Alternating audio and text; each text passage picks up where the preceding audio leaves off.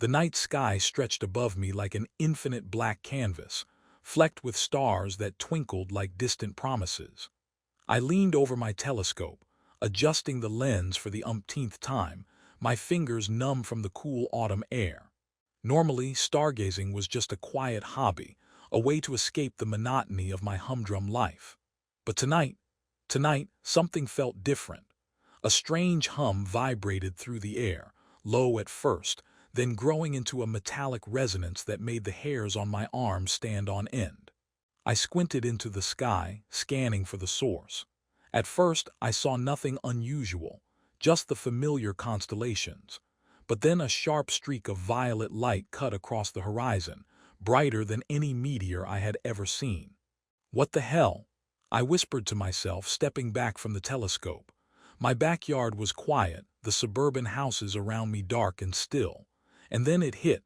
The ground trembled beneath my feet, and a wave of heat brushed my skin.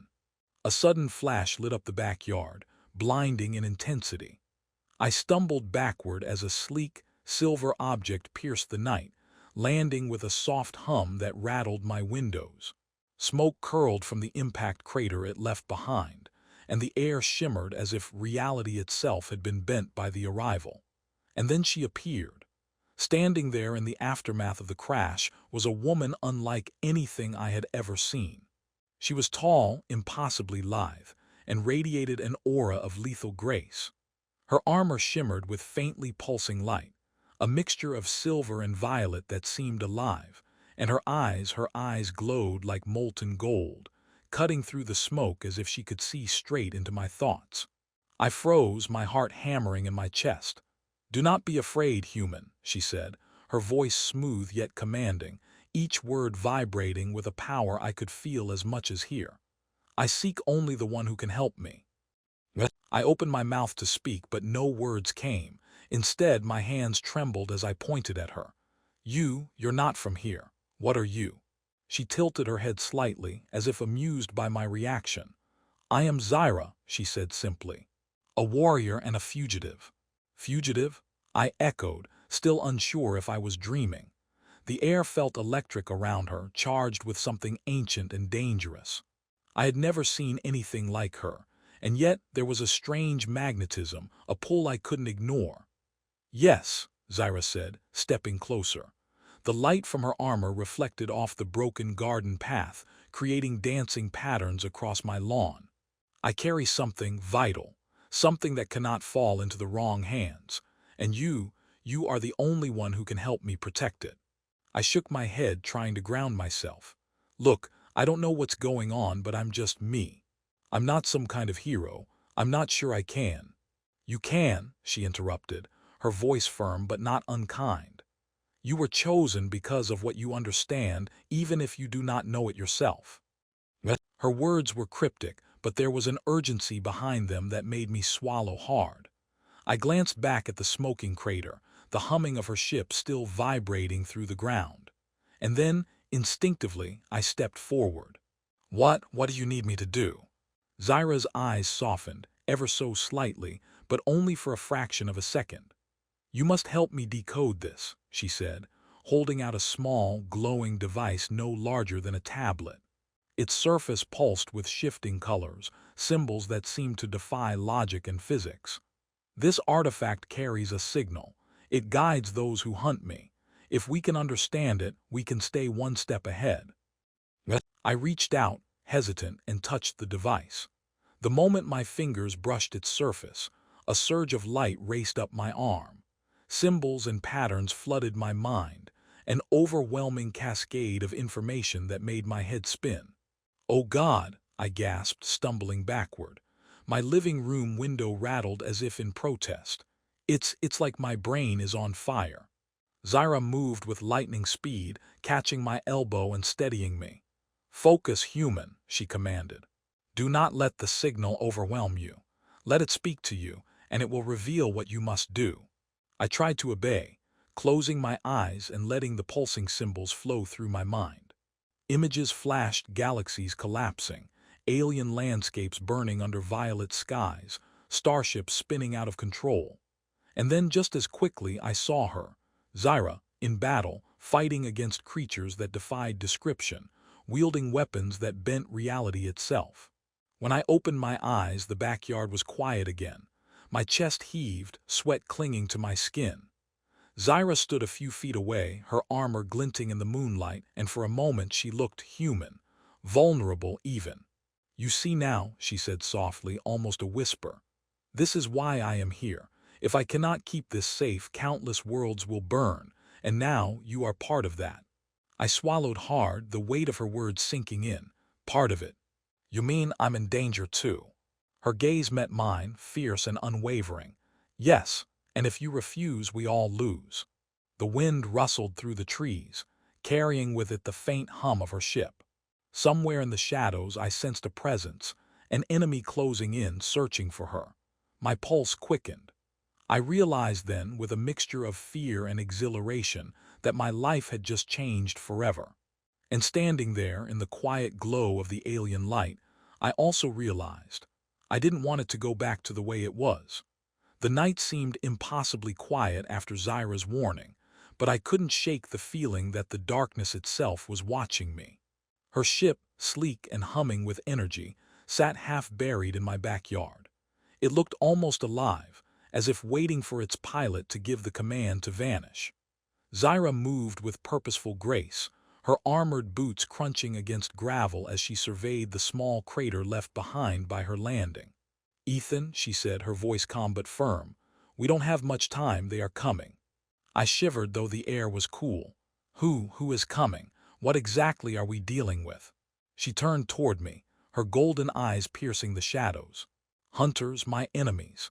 They will not stop until I am dead and this artifact is theirs. You must understand, even being near me makes you a target." I swallowed hard. The weight of her words pressed down like a physical force. "And what if I refuse?" I asked, my voice small. Zyra's jaw tightened. "Then the universe suffers, and your world, eventually, Earth may be nothing but ashes." I wanted to argue, to retreat to my safe, predictable life. But as I glanced at the glowing artifact she held, pulsing with strange energy, I felt a pull, a mixture of fear, curiosity, and something I couldn't name, something magnetic. "Okay," I whispered, my voice barely audible. "I'll help." She nodded once sharply. "Good. We begin immediately. The artifact's signal must be decrypted, and I need your unique human perception to guide it." We moved inside my house, shutting doors and windows, the normalcy of my living room a stark contrast to the alien power now humming in its center. The artifact hovered slightly above a coffee table, glowing softly, its surface alive with writhing symbols. Holographic shapes pulsed in the air around it, forming patterns that seemed almost sentient. Zyra gestured toward it. "Focus, Ethan, touch it, let it speak to you." I hesitated. My hand hovered over the glowing device, the warmth of its energy brushing against my skin. The symbols shifted as if they sensed my presence. My mind reeled with information, galactic maps, energy fluctuations, alien languages I had never encountered. It was overwhelming, almost unbearable. "You must trust yourself," Zyra said softly, her hand brushing my shoulder. Her touch sent an unexpected jolt through me, a mix of fear and something else. "Connection. You are capable." I clenched my fists, forcing myself to concentrate. Slowly, the chaos began to organize into patterns. The artifact's signal revealed a pathway, a set of coordinates, but also something darker, warnings of approaching danger. Suddenly, a metallic pulse hit the room, a vibration that shook the floor. I stumbled back, almost knocking over my chair.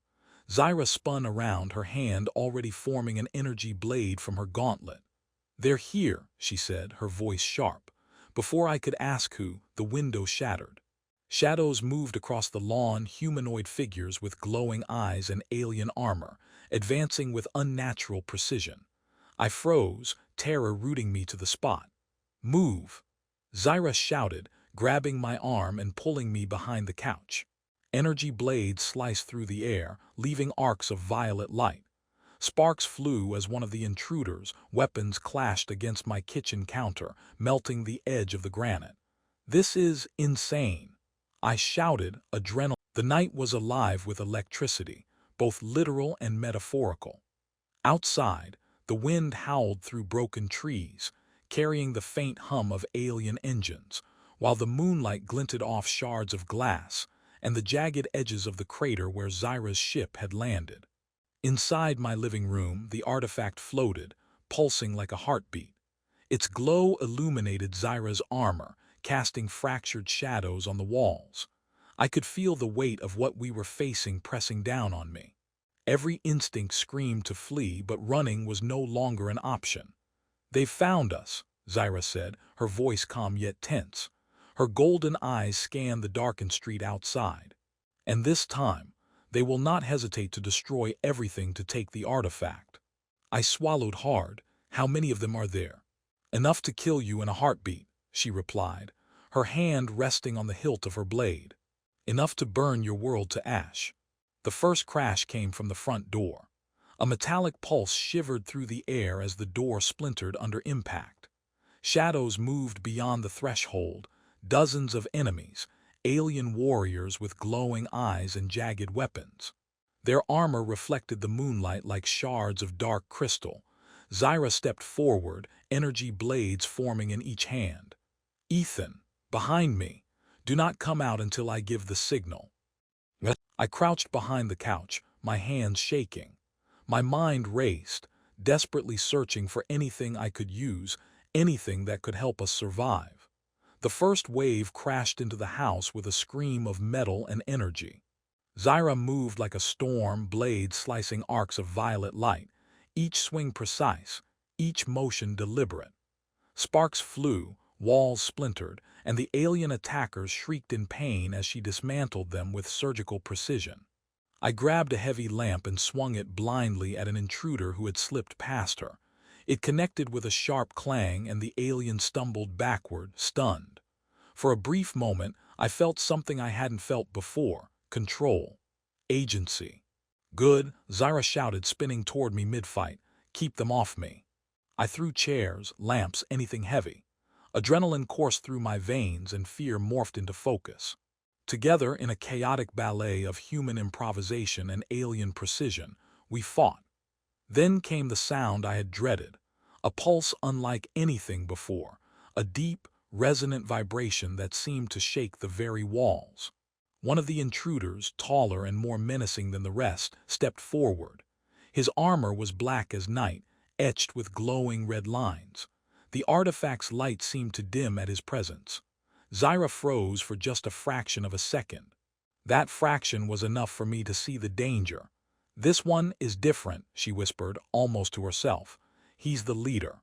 He spoke, his voice a chilling echo, distorted but somehow familiar.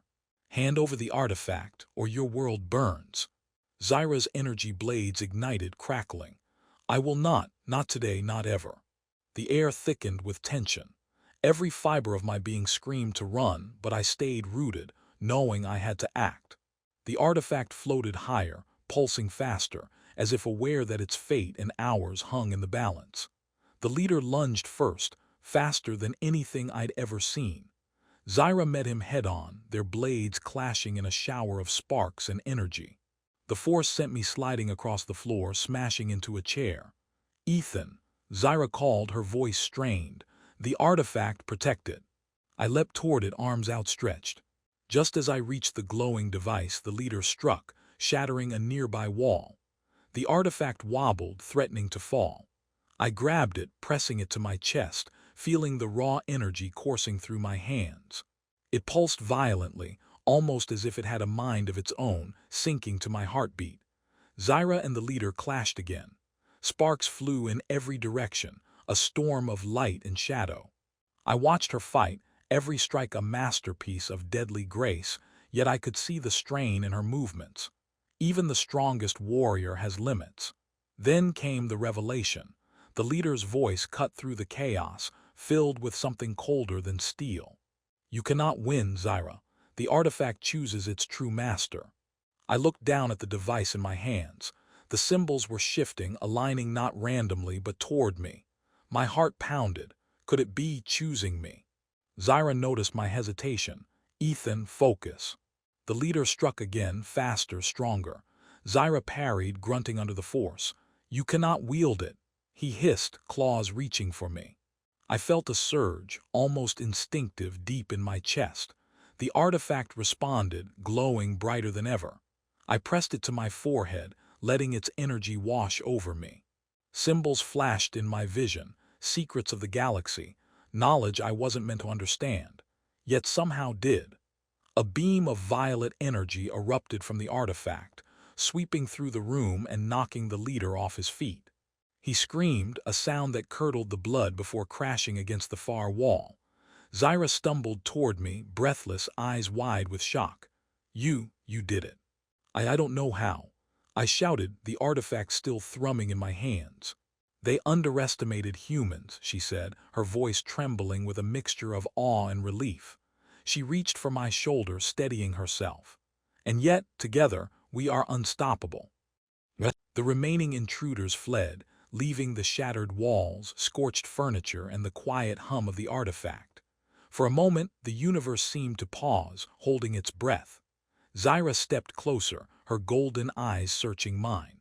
"Ethan, the artifact has chosen its protector, and that means you are part of this now, forever." I felt the weight of the words settle over me, heavy but not entirely unwelcome. My life, once ordinary, had been irrevocably changed. Danger, wonder, and a strange, undeniable connection with this alien warrior, all of it intertwined in that moment. Then, as the first rays of dawn crept over the horizon, Zyra looked toward the sky, her expression unreadable. "They will return," she said softly.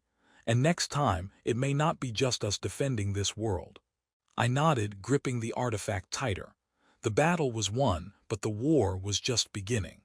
And for the first time, I realized that I was not alone, and that the woman who had walked into my life, deadly and captivating, was now inextricably bound to mine. The universe had changed forever, and so had I. The first light of dawn filtered through the shattered windows, painting the room in streaks of gold and violet. The air was thick with the smell of scorched furniture and ozone, but for the first time in hours, the chaos felt still. Zyra stood in the center of the room, energy blades extinguished, armor dimly glowing. Her chest rose and fell with controlled breaths, but there was a softness in her gaze now, a vulnerability she rarely let anyone see. "I cannot stay," she said quietly, more to herself than to me. "The artifact must be protected, and the enemies of my people will not rest." I stepped closer, hesitant. "Zyra, I know this world isn't your home. But you've been here, fought here, you've changed it. You've changed me." Her golden eyes met mine, and for a moment, the galaxy, the wars, the impossible dangers, all of it fell away. "You've done more than survive tonight," she said. "You've proven something that I did not expect from humans." We moved toward the backyard, the artifact floating between us, pulsing softly like a heartbeat. The wreckage of my home, broken windows, shattered gardens,